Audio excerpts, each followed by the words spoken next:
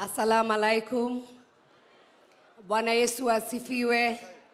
Watu wa Isiolo tusalimiane hivi. Your Excellency the President of Republic of Kenya, Dr. William Samoei Ruto. Your Excellency the Deputy President, Rigathi ama ukipenda Rigiji.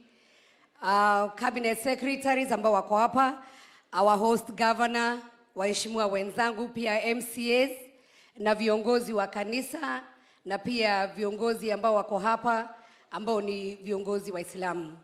Yangu yatakuwa machache sana. Kwanza mimi ni kuwashukuru watu wa Isiolo. Leo nimekaa pale nikakaa tu nikiwaadmire kwa sababu nimeona picha ambayo inaonyeshana vile Kenya inafaa kukaa.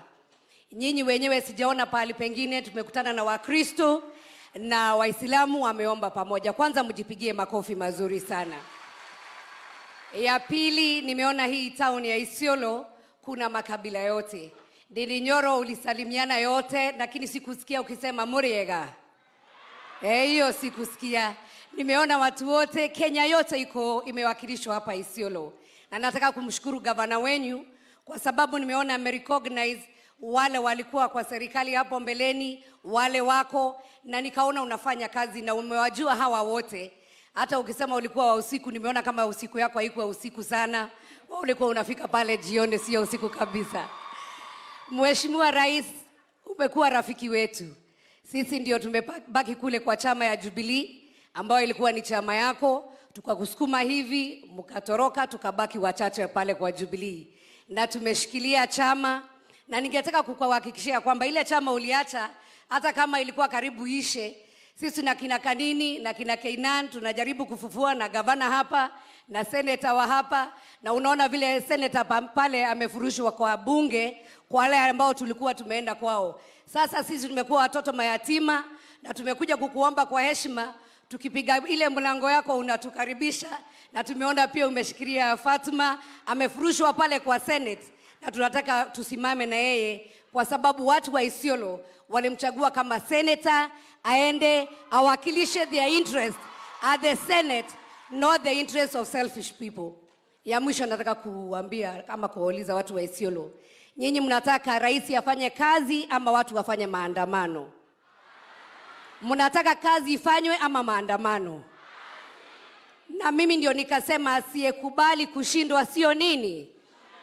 Na sisi tukasema tutaunga mkono rais wa Jamhuri ya Kenya kwa sababu kiongozi wangu wa chama cha Jubilee ndio alipeana ile instruments of power na akapatia William Samoei Arap Ruto.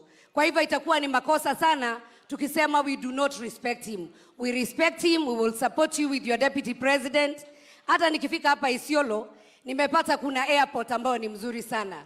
Your Excellency, if that airport inaweza kuwa tu expanded kidogo, wale watu wa miraa wanatoka huko Meru, wanakuja hapa Nairobi, they can be able to do their business here, hata ya livestock. Kwa hivyo nikimalizia nitasema ya kwamba kwa wana Jubilee, our former party leader ambaye alikuwa ni rais, tunamheshimu sana, wakati wake wa miezi 6 uliisha. Na kama chama tutarudi mashinani ili tufanye maneno yetu ndio ifike maneno ya delegates pale. Na mimi namuomba former president ambaye mimi nilibaki na yeye tukamshikilia mpaka pale mwisho, nimuombe kwa heshima, sasa yeye ni mzee, anafaa atulie, akuje polepole, atuofe sisi kama watoto ambao wameacha wadogo advice. Lakini tungeshtuka sana tukimuona akienda pale kwa street akifanya maandamano. Tumwambie asidanganywe na yule mzee tena. Yeye mwenyewe atulie vizuri, na tutahakikisha ya kwamba in his retirement he's going to be happy. So Your Excellency, huyo mzee wetu hata kama hata kupigia simu, mimi nakuomba mwambie sisi kama watoto tunaomba asituaibishe tukimuona kwa street, a relax kidogo, wakati yake imeisha, abariki wengine wetu. Na niwaambie wana Jubilee, kesho hakuna mkutano kwa sababu hata hiyo opposition ya party leader iliisha 6 months ago na sasa tuko 8 months. Kwa hivyo ile waliona kwa gazeti hiyo ni porojo. Wale wataenda mkutano Nairobi, hiyo ni mkutano tu ya kisiasa. Tutaitana mkutano, tuko na gavana mmoja tu wetu hapa ambaye ni wa Jubilee, na tutaitana mkutano ya Jubilee halali, na tutaanza mashinani kama tunaenda juu. MCAs wetu pia niwaambie ile mkutano mtaitwa head office, si mkutano ya kwenda kupigana na mawe kule Nairobi. Mungu awabariki. Tunawapenda sana. We pray for this government.